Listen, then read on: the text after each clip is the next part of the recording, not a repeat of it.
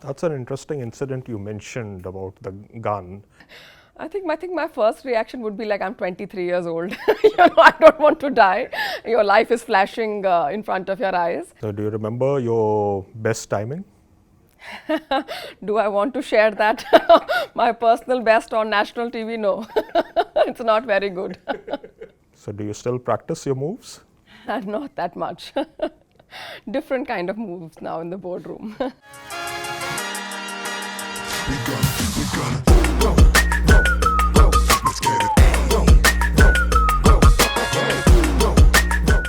Hello and welcome to Beyond the Boardroom with me, Tejeesh Singh. My guest today is Geetika Mehta, Managing Director of Nivea India. Welcome to the show, Geetika. Pleasure having you. Thank you for having me. So, you spent a long innings at HUL, 18 years, and then a rather short stint at Hershey's and now to Nivea. So, why the change from chocolates to cosmetics? So yes, like you said, several years with Unilever. I then moved on to Hershey, almost a 3-year stint with them.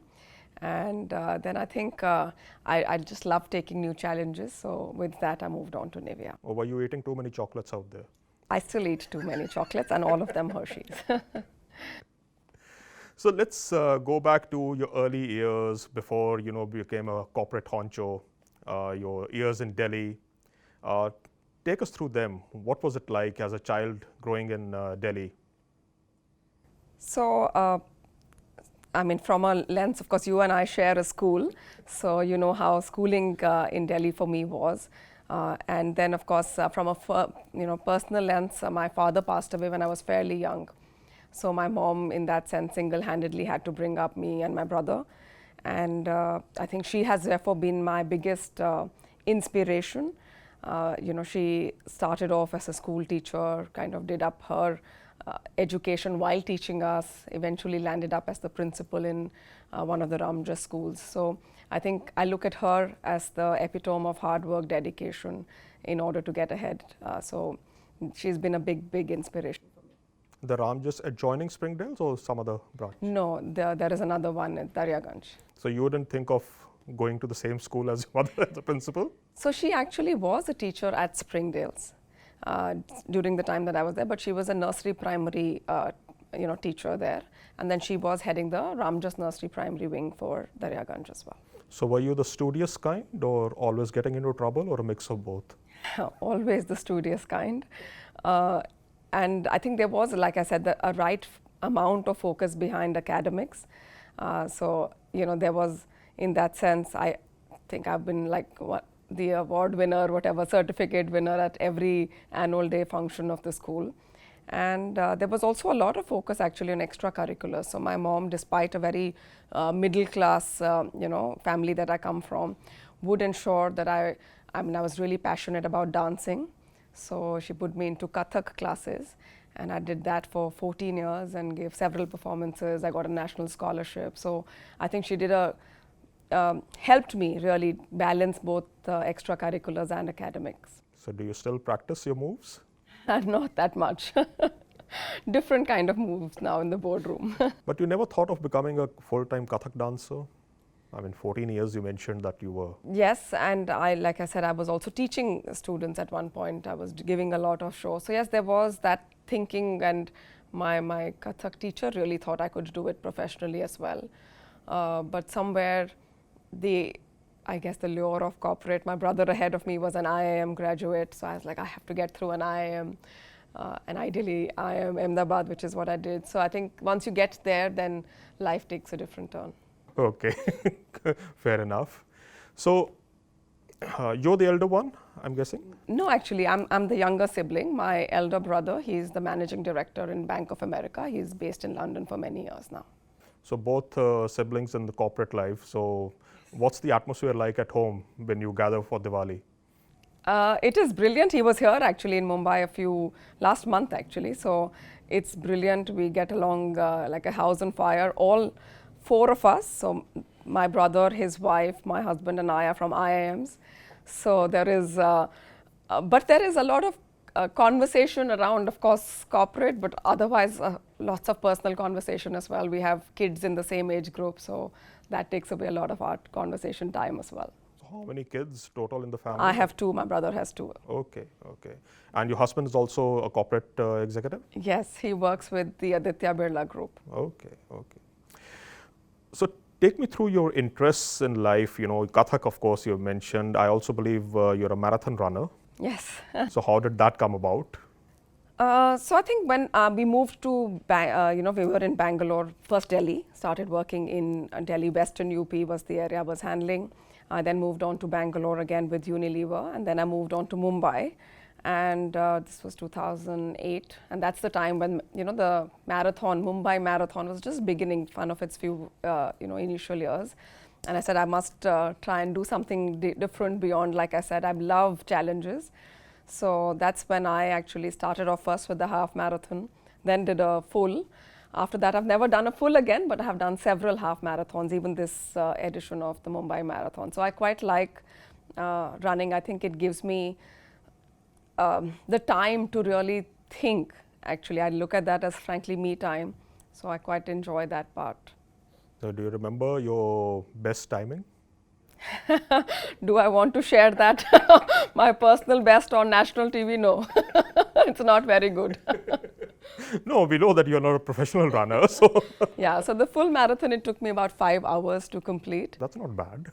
Well, yeah, it's not bad, it's not very good. And the half marathon, this one was about 2:20, this latest one. So any lessons from your marathon running that you incorporate into your corporate life? Actually, I keep quoting this all the time, that life is a marathon, not a race. And I think it stems from having run it myself. I do realize that the pace at which you run the 42 kilometers does not remain the same. And therefore, the pace at which you will run your 42 years of corporate life can and should not remain the same. So when I had my 2 boys, I have 2 boys, they're 12 and 9 now.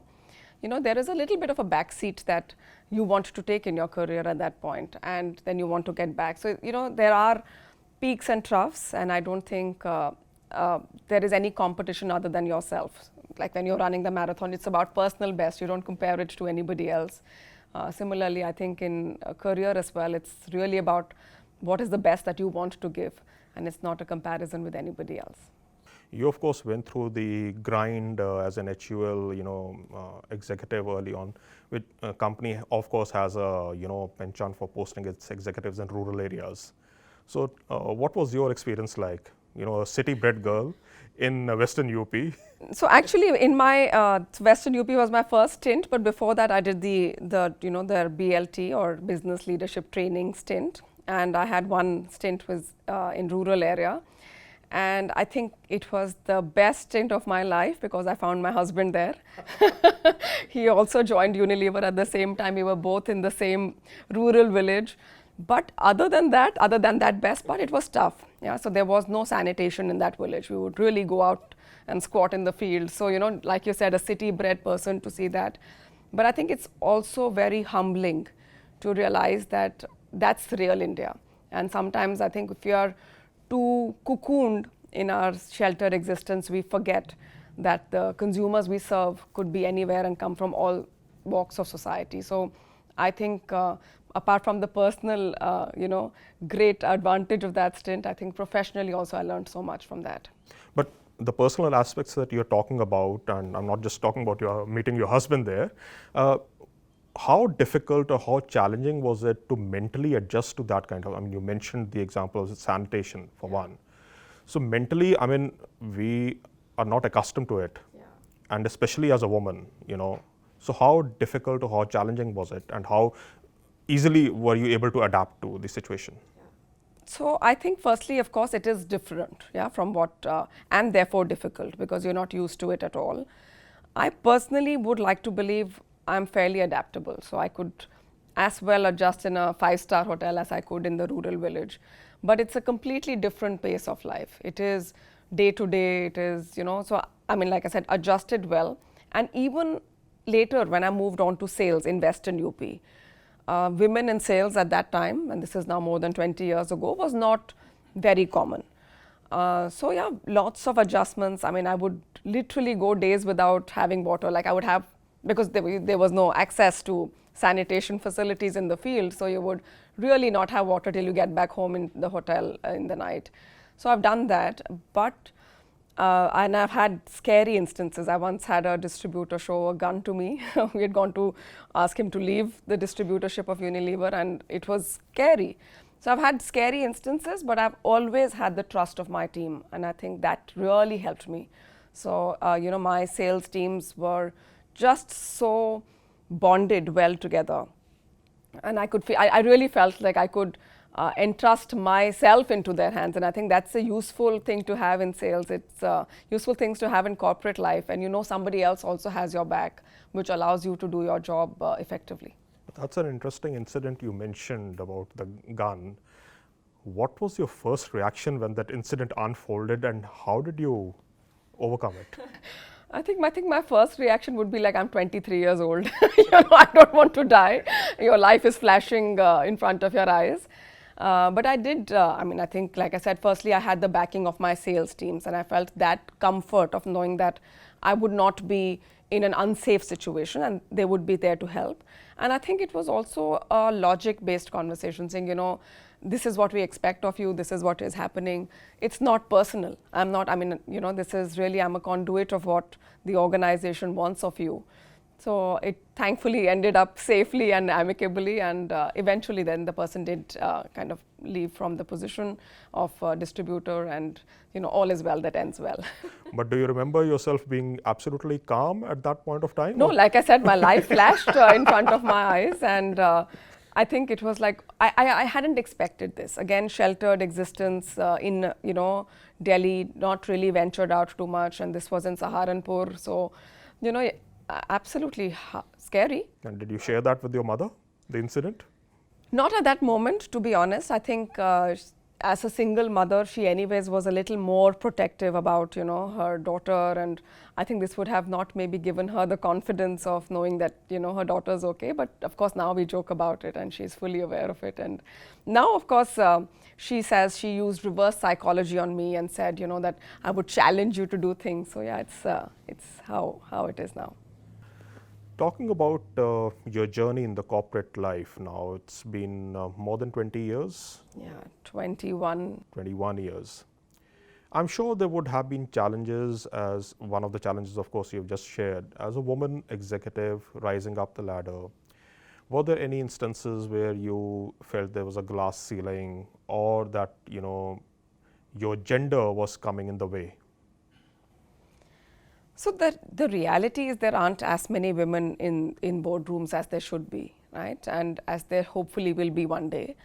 But I must admit, I think in the organizations I have worked for, Unilever, Hershey, Nivea, all these organizations are absolutely unbiased. I've never felt that I was, kind of looked down differently as a woman versus a man. So it was very performance oriented.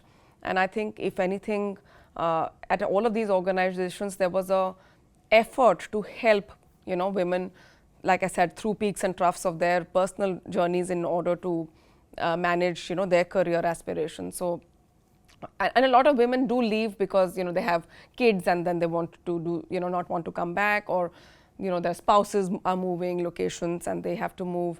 But most of these organizations now are helping women through these moments in order to keep them in the corporate space. So I actually think it's going to continue getting better. I think there is already a lot of awareness, and in most organizations now, it should keep getting better. But then how did you manage it? I mean, you have two boys, and they're still fairly young, of course, a little older. And you have a husband who's also a busy, corporate executive, no family support, you're living in, Bombay. So how did you manage the balance between your corporate career, your family life, your raising kids? Yeah.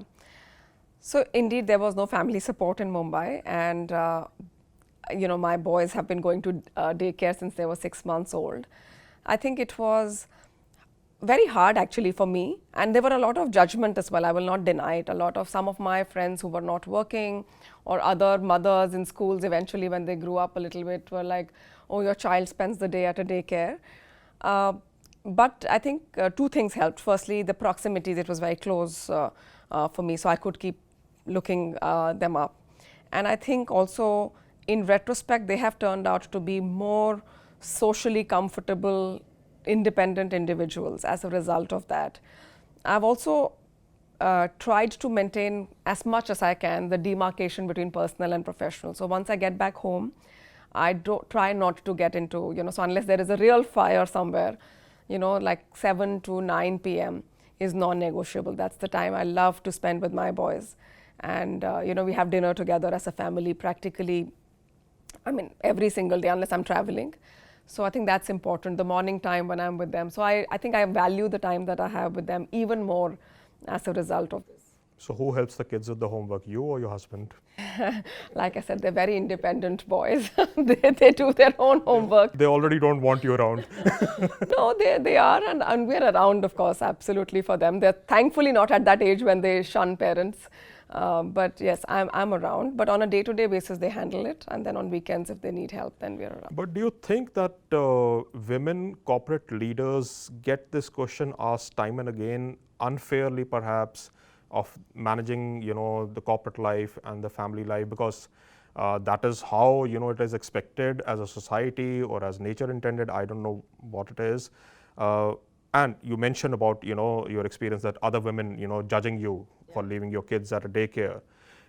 Do you also think that, women tend to be more harsher judge of other women? I think firstly, society is progressing, undoubtedly. But indeed, whether it is nature, so there are some things that only women can do, right? Like give birth to babies, feed them, etc. So I think that's part of nature. I think also society does seem to put in a lot more focus on the household chores on the woman as well. So, and I from a personal anecdote lens, when my husband would attend parent-teacher meetings, I think he would be frankly the only man in the room. All the other mothers would come and I'm like, I have a meeting and I can't leave. And if you have a flex, then can you go instead? So we've had as much as we could equal parenting, but I do think,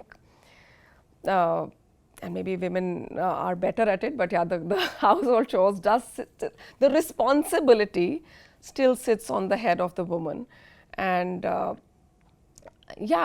as much of equal parenting as we try, there is still the first call if my kid gets hurt, from the school will come to me, not to my husband. So there is that sense of the mother being the primary person who's caregiving for the child. So yeah, that exists. But what about the situation? And you mentioned your husband helping out with the PTA, of course. But what about other household chores? Have you divided the duties? It was very hard during COVID when there was no help. And yes, I do think actually, I just think I'm better at them. Sorry, but and Your husband will be watching this. I think he thinks I'm better at it too. And I actually enjoy doing it sometimes. And I know this sounds funny, but for me, a good way to take, if I'm really stressed, I'm like, okay, let me just scrub this area clean. So, then I'm like, okay, the kitchen, I will clean the kitchen today. So I sometimes use this as a stress buster as well. But yeah, like I said, we divide as much as we can. So a grocery shopping is equally split. Everything mostly is as equal as it can be. And then we, of course, rely a lot on help for, getting us through this part. No, the reason that I'm asking these questions is, I remember Indra Nooyi, the former chairperson of PepsiCo, mentioning that when she was, made the chief executive, she came home to announce this news, and her mother, asked her to fetch a packet of milk. And she said, her husband is there. He said, keep your crown in the garage. Correct. Any such incident that's ever happened with you in terms of your extended family? I think my mom is really supportive. Yeah, so she is absolutely always encouraged me to do exactly what I want. She's always challenged me. So I've never had that. And I've read Indra Nooyi's book, so I know this incident.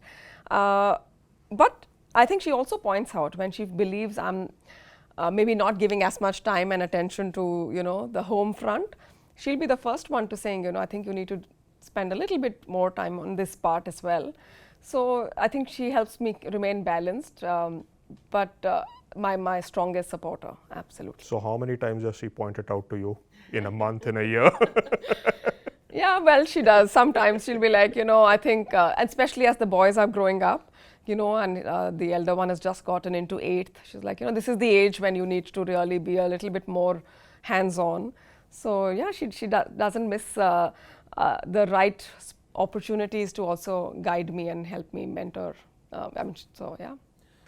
So the entire family, husband, yourself, brother, into corporate life, do you bounce off ideas of each other, or if there are some, naughty issues, that you're faced with, do you use each other as a sounding board? So for example, when I had to move to Nivea, the first call I made was to my brother saying, should I move or not? I was having a good time at Hershey as well, so there was no big, reason to leave. So yeah, from that sense, absolutely, in large decisions we do. I think day-to-day corporate life, not that much. And just because there is, the context they don't, they're not aware of. But other than that, like I said, my brother and my sister-in-law help me in these big career decisions and absolutely available as sounding board. And does he also seek your advice? Well, he hasn't moved roles in a very long time. Or is it like, she's younger, what will she know? A question to ask him when you interview him. No, I don't think he really has asked me for too much advice. So maybe it's the younger sibling syndrome where he feels he's the more responsible one. And like I said, my father passed away when he was, I think, 13. So he's been the man of the house in that sense, right? So I think he does look at himself more as the father figure. And I don't think he's asked me for too much advice, but I can offer some. How much of an age difference do you It's just 2.5 years. Okay. How does Geetika Mehta unwind? Or does she have the inclination to unwind? Yeah, no, I think, of course, it's been only 4 months in this role, so I don't think, there is a learning curve in any new role.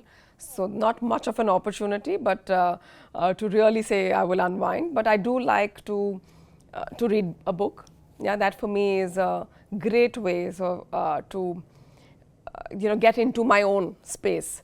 Like I mentioned, I like running or just walking. So if I want to clear my head, I just go for a quick walk downstairs.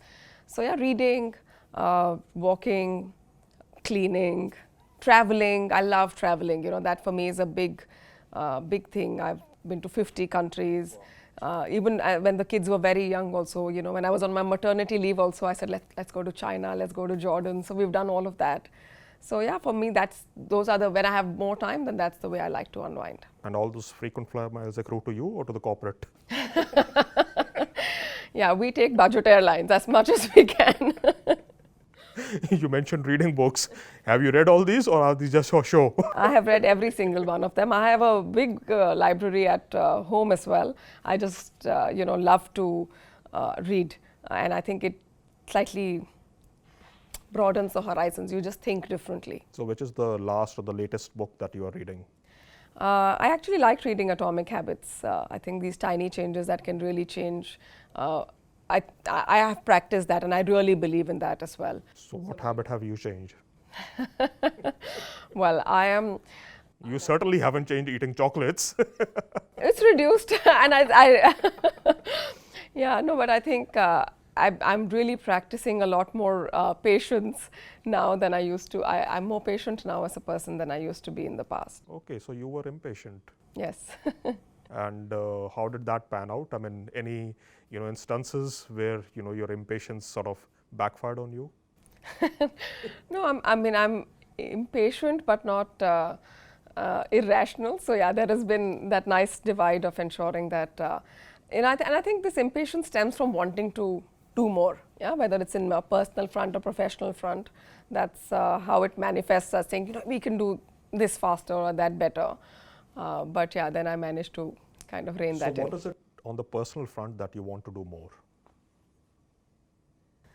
I think I would, really like to be a better mom, wife and daughter and sister. Like I said, that there is a certain amount of time, and I would like to use that in the most quality way possible with my family. So in the personal front, that would be my objective. But I mean, why do you feel that? Because I'm sure you're, doing a pretty good hands-on job with raising your kids and, the family and managing your home, like you mentioned. So why this feeling? And is it something that is ingrained in women that, if no matter how much they might achieve in the corporate sector, ultimately they will be judged or evaluated on, their personal aspects? I think for me, it's not an external evaluation, really. Not I an think external, it's like a mental thing going on. Yeah, I mean, I would like for as much as I can, like I said, there is only a finite amount of time you have with your, with your kids before they fly away, start studying somewhere else. So yeah, I do want to maximize that as much as I can, and therefore it's stemming from saying I just, I mean, if I were a housewife, for instance, I could have done so much more, maybe. If I'd been only a corporate, not have kids, I could have done so much more. And I'm doing this balancing of ensuring I'm hopefully a great professional at the corporate and a great individual at my personal front. The reason I'm asking is because men don't get evaluated, on the same criteria, set of criteria. They will evaluate men or judge men on their corporate success, the career success. Nobody will ask a CEO, a male CEO, how does he manage things at home and all that. So that is the reason why I'm asking that, is that, you're right in saying that there's no external evaluation, but is it something ingrained? Yeah, I think it would have been in me, even if whatever gender. Yeah, I think it's me as an individual who wants to be giving their best in whatever space I'm in. And to be honest, and I've been in corporate world for many years, this is the first time actually I'm being asked about my personal life as well. So I don't think it's a given that you have to have these judgments imposed by society. So I wouldn't think about that too much. You also mentioned there's a lot to achieve in the professional front. Yes. So what is it that you are seeking now? I think the first one, of course, is I'm recently joined Nivea. So how can I take it to the next trajectory of growth? That for me will be the next big professional success that I would look for.